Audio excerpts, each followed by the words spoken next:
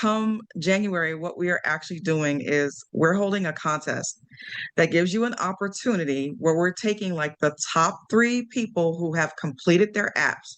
We're actually taking the time and done it. What we're going to be doing is we're going to be looking at your app and we're actually going to give you an opportunity to be able to get in front of the audience. So we have the All Black National Digital coming up, I believe, at the end of January. We are going to allow you to be a featured sponsor. Okay. Mm, Uh, right. Which is nice. which is one of the things. We're also going to give you an opportunity to get on Money in the Morning, so that you can get before the people and show off the work that you have done and explain to them how your project is going to help them, which is something that is unheard of. Okay. You have to be super special, super special, to get up here. But we want to make sure that we're supporting you in the best way possible. So yeah, we're going to continue to work on vibe coding. We're going to be working on more influencers. We're definitely going to be working more so on automation. I've been getting more feedback from the students since we've been open mid October to kind of find out more about like, okay, what is it that you want to learn? What's important to you? Because you have so many different options out there as far as learning and different apps that you can use. The truth of the matter is you want to know what's the best so that you're able to save a whole lot of time and you're able to save a whole lot of money. So that's what we Mm. do inside of that community. Like we actually come in and we bring you the absolute best possible, tried true and market tested solution so that you can go ahead and succeed which whatever angle or whatever corner that you decide to use inside of the AI space.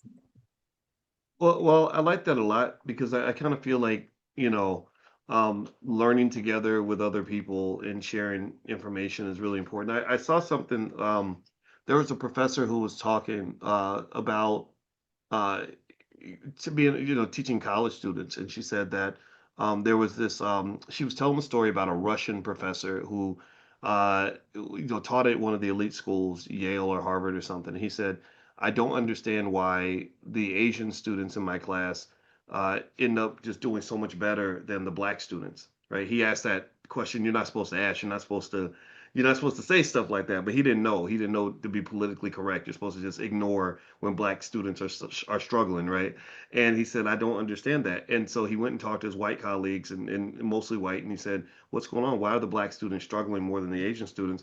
And he said that they would say things like, "Well, it's because of systematic racism, and they come from inferior schools, and their families are broken, and things All like true. that."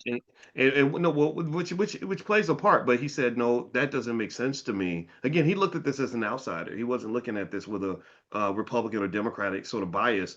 He said, "No, I don't know if that makes sense." He said, "Because we're an elite institution. We're Yale and Harvard, or wherever school it was, Yale, or I think let's say it was Yale." He said, no, you have to be extraordinary to get in here, right? You have to have high test scores and all that. So what he concluded was, he said, he tested a theory. He said, what he did was he had all the students, he required them to study in groups. He said, you cannot go through this class as an individual. You must have a group, and you must work with this group to get through this class. And when he did that, the black kids' test scores all went up.